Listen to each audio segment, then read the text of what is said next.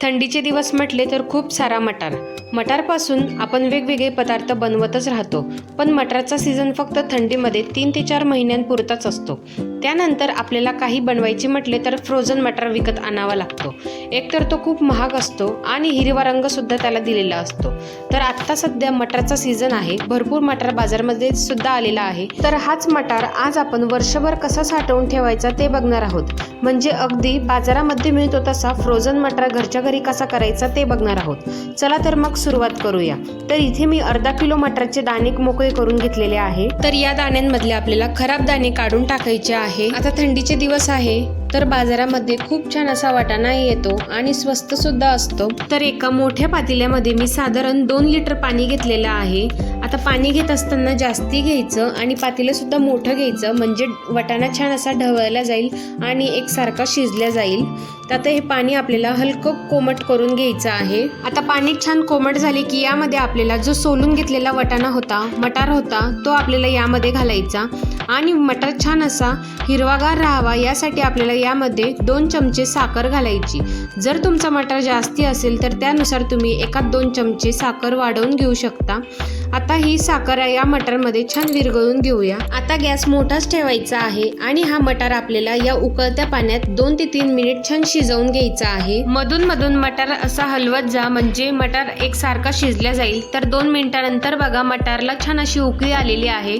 मटार असा हलका वरती यायला सुरुवात झाली आहे, म्हणजे मटार आपला पूर्णपणे शिजलेला आहे. आता हा मटार आपल्याला एका चाळणीवर घेऊन पाणी नितळून घ्यायचे आहे आणि हा मटार आपण पाणी नितळले की लगेलग आपल्याला एका थंड पाण्यामध्ये टाकायचे. याने काय होते, मटारची कुकिंग प्रोसेस तिथेच थांबते आणि मटार छान असे हिरवेगार होतात. त्यामुळे मी या ठिकाणी बर्फाचे पाणी घेतले. त्या बर्फाच्या पाण्यामध्ये आपल्याला हे शिजवून घेतलेले जे मटार होते ते आपल्याला यामध्ये घालायचे. मी या ठिकाणी जे आपले माठातले गार पाणी असते ते सुद्धा या ठिकाणी तुम्ही वापरू शकता. आता मटार यापेक्षा खूप जास्त शिजवू नका, नाहीतर मटार हा लवकर खराब होईल.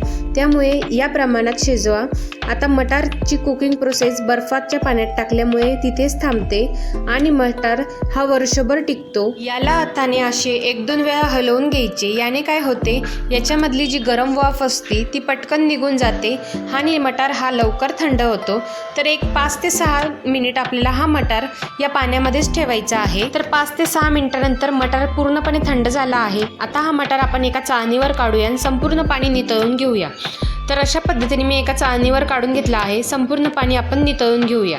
या मटारमध्ये आपण साखर टाकल्यामुळे मटार बघा किती छान असा हिरवगार दिसतोय. रंग सुद्धा दिलेला नसून हा वाटाणा किंवा हा मटार छान असा हिरवागार झालेला आहे. आता हा संपूर्ण गार झालेला मटार आपण हवाबंद डब्यामध्ये स्टोअर करू शकतो किंवा तुम्ही डब्याऐवजी जी बाजारामध्ये झिपलॉकचे पाऊच मिळते त्यामध्ये तुम्ही सुद्धा हे मटार आपण स्टोअर करू शकतो किंवा आपले जे स्टीलचे साधे डबे असतात त्यामध्ये सुद्धा तुम्ही हा मटार छान असं स्टोअर करू शकता. जर अगदी काहीच नसेल तर तुम्ही साध्या पिशवीमध्ये रबर लावून पॅक हवाबंद केलं तरी तुम्ही हा मटार छान असा स्टोअर करू शकता. तर हा मटार आपण स्टोअर करण्यासाठी फ्रीजरमध्ये ठेवायचा असतो. तर अशा पद्धतीने मी फ्रीजरमध्ये मटार छान स्टोअर करून घेतला आहे. या मटारवर बर्फ चढत असल्यामुळे हा मटार तुम्ही पाहिजे तेव्हा वापरू शकता.